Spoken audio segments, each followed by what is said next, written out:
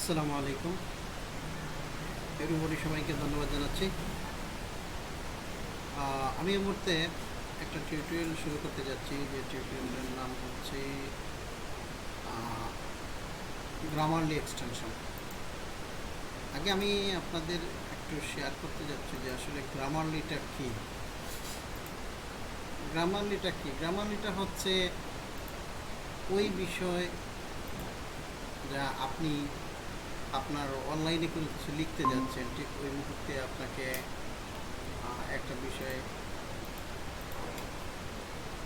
বানান ভুল হইল, আপনার গ্রামাটিক্যালের ভুল হইল, স্পেলিং মিস্টেক হইল, ওই স্পেলিং মিস্টেকগুলো আপনাকে সমাধান করে দেবে। সেই গ্রামারলি আপনাকে স্পেলিং মিস্টেকটা সমাধান করে দিবে, আপনার গ্রামাটিক্যালের ভুলগুলো সে সমাধান করে দেবে। এগুলো হচ্ছে গ্রামারলি এক্সটেনশনের কাজ।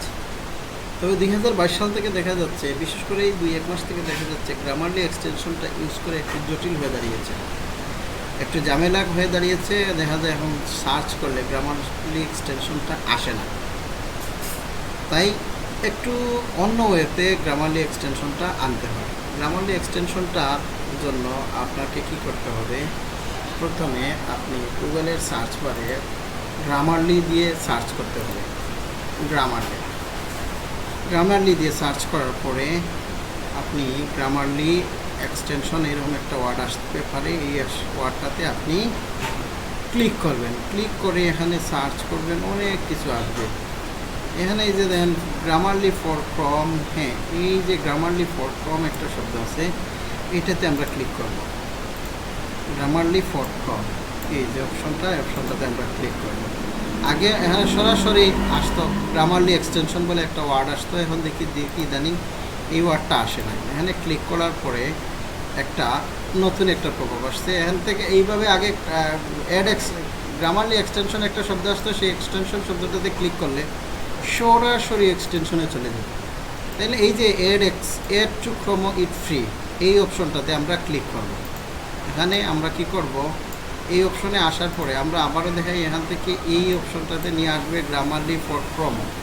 এই গ্রামারলি ফর ক্রোমো অপশনটাতে নিয়ে আসবে। গ্রামারলি ফর ক্রোমো অপশনটাতে আসার পরে আপনি কি করবেন, এই জায়গার মধ্যে একটু স্ক্রল করে নিচে আসবেন। নিচে আসার পরে দেখবেন add to Chrome it's free অপশনটা দেখতে পারবেন। Add to Chrome ads free, add to Chrome it's free এই শব্দটা দেখতে পারবেন। এই শব্দটা আপনি এই শব্দটা এখানে আপনি ক্লিক করবেন। এখানে ক্লিক করলে আপনাকে সরাসরি নিয়ে যাবে এক্সটেনশনে। এই যে এক্সটেনশনে নিয়ে আসছে, হ্যাঁ দেখতে পাচ্ছেন। এখানে আমার এক্সটেনশনটা আগে অ্যাড করা ছিল।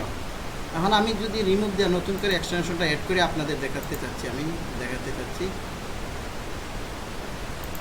তাইলে এই যে দেখেন এরকম আপনার কাছে আসবে এড টু ক্রমে একটা অপশন আসবে। এড টু ক্রমে অপশন আসার পরে আপনি এড টু ক্রমে দিলেন, দেওয়ার পরে এরকম একটা প্রভাব আসবে। প্রভাব আসলে সেই প্রভাবে আপনি দেখতে পাচ্ছেন অ্যাড এক্সটেনশন নামে একটা শব্দ আসছে। এই যে অ্যাড এক্সটেনশন নামে একটা শব্দ আসছে, এই এক্সটেনশনে ক্লিক করবেন। এই যে এক্সটেনশনে ক্লিক করলাম। এক্সটেনশনে ক্লিক করার পরে আমার এটা এক্সটেনশনে অ্যাড হয়ে যাচ্ছে। এটা হচ্ছে 36.5 এমবি। এটা আমার ডাউনলোড হয়ে এক্সটেনশনে অ্যাড হচ্ছে। অ্যাড হওয়ার জন্য সময় দিতে হবে। এই এক্সটেনশনটা অ্যাড থাকলে কি হবে, আপনার কম্পিউটারে যখন আপনি অনলাইনে কিছু লিখতে যাবেন, তখন অনলাইনে কিছু লিখতে গেলে আপনার একটা বানান ভুল হইলে, হ্যাঁ আমার এক্সটেনশনটা অ্যাড হয়ে গেছে। এখন দেখুন এই এক্সটেনশনটাকে আমি রিলোড করে দিলাম, রিলোড করে দিয়ে এটাকে ওকে করে দিলাম, মানে এটা ওকে হয়ে গেছে আমার কম্পিউটারে, এখন এটা ওকে আছে, ঠিক আছে। এখন ওকে থাকলে এখন আমি কি করব, এই যে এখানে গিয়ে একটা অপশন লিখবো। যেমন আমি এই জায়গার মধ্যে লিখলাম ট্রান্সলেট ইংলিশ টু বাংলা, কোথায় আছে এটা সার্চ করে নিলাম। আচ্ছা সার্চ দিই ট্রান্সলেট, হ্যাঁ এই অপশনটাতে আমি আসলাম। আসার পরে দেখেন এখানে আমি লিখবো কিছু জিনিস। এই যে দেখেন, যেমন this is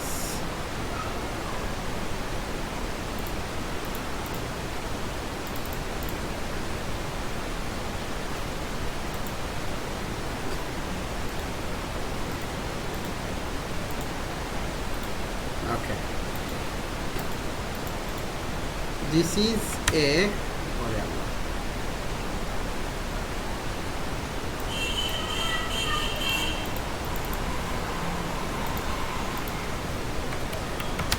this is a quick service, I will here active all time. দেখেন এই যে আমার বানান বলিছে, দেখতে পাচ্ছেন এখানে রেড চিহ্ন দিয়ে আমাকে দেখাচ্ছে। এই যে রেড চিহ্ন দেখা যে জায়গাগুলোতে দেখাচ্ছে সেই জায়গাগুলো আমার বানান ভুল। এই জায়গাগুলোতে আমি এই যে আমার কার্সরটা নিয়ে আসলাম, এই কার্সরটা নিয়ে আসলে এই জায়গার মধ্যে আমার বানান ভুল সংশোধন করে দিচ্ছে না। আপনি এখানে QUICK কুইক, এই যে কুইকটা হয়ে গেল। আমার কোনো কোনো জায়গায় বানান দেয়, কোনো কোনো জায়গায় দেয় না। এই যে এখানে আপনাকে এই যে এখন আমাকে দেখাচ্ছে this is a quick service. দেখতে পাচ্ছেন এখানে আর্টিকেল, আমি এই আর্টিকেলটা ছেড়ে দিছি, এই জন্য আমাকে দেখাচ্ছে আমি এই আর্টিকেলটা যুক্ত করে দেওয়ার জন্য। তাইলে আমার এই সেন্টেন্সটা ওকে হয়ে গেল। এই যে এখানে সার্ভিস বানানটা ভুল হয়েছে, এই যে দেখেন সার্ভিস বানানটা ভুল হয়েছে। এই যে আমার এই জায়গার মধ্যে সার্ভিস দেখাচ্ছে, আমার কারেক্ট সার্ভিস নাম বানানটা দেখাচ্ছে, আমি কারেক্ট সার্ভিসটা দিয়ে দিলাম। তারপরে দেখাচ্ছেন আই উইল বানানটা ভুল হয়েছে, আমি আই উইলের মধ্যে ক্লিক করলাম। এই যে দেখেন আমাকে উইলটা দেখাচ্ছে, আমি উইলটা দিলাম। কারণ আমার আইটা ভুল দেখাইবে। এই যে আইটা যেহেতু স্মল লেটার, যেহেতু শর্ত হচ্ছে আই যে কোনো জায়গায় লিখলে সেটাকে ক্যাপিটাল লেটার লিখতে হয়, এখানে স্মল লেটারে দিছি, তার জন্য আমাকে ভুল দেখাচ্ছে। তাহলে এখানে এই যে ভুলটা আমি সংশোধন করে দিলাম। হ্যাঁ, তারপরে ঠিক আছে। এখানে উইল আবার বানান উইল বি, হ্যাঁ এখানে হবে গ্রামাটিক্যালি ঠিক হবে উইল বি।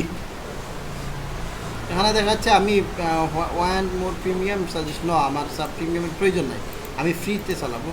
এই যে দেখেন আমার এখন this is a quick service, I will be here active all time. এই যে জায়গাটা আমার, এটা হচ্ছে টোটালি গ্রামারলি ঠিক এবং আমার বানান সব কিছু ঠিক আছে। এই যে জায়গা এটা হচ্ছে গ্রামারলি, এটা আমাকে চেক করে দিছে।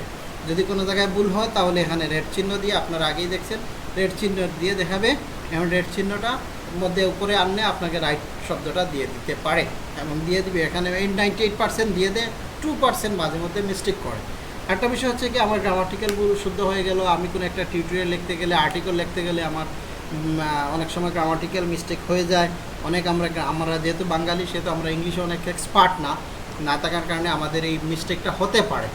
সুতরাং এই প্রবলেমটা যাতে না থাকে, যদি আপনার কম্পিউটারে গ্রামাটিক্যাল এক্সটেনশনটা অ্যাড করা থাকে তাহলে আপনার এই সমস্যাটা আর হবে না। ঠিক আছে, এই হচ্ছে আপনার গ্রামারলি এক্সটেনশন অ্যাড করার প্রয়োজনীয়তা। আপনি আরেকটা সাবজেক্টে গ্রামারলি এক্সটেনশন করতে পারবেন। এই যে 3 ডট, এখানে আমার সার্চ বারের এই জায়গার মধ্যে 3 ডট আছে। এই যে সার্চ বারের মধ্যে এই জায়গার মধ্যে 3 ডট আছে, এই যে 3 ডট আছে। আমি এই 3 ডটের মধ্যে ক্লিক করলাম। 3 ডটের মধ্যে ক্লিক করার পরে এখানে আসছে মোর টুলস। এই যে এখানে মোর টুলস নামে একটা শব্দ আসছে, এই শব্দটা আসবে। এই যে মোর টুলস, এই যে মোর টুলস নামে একটা শব্দ আসছে।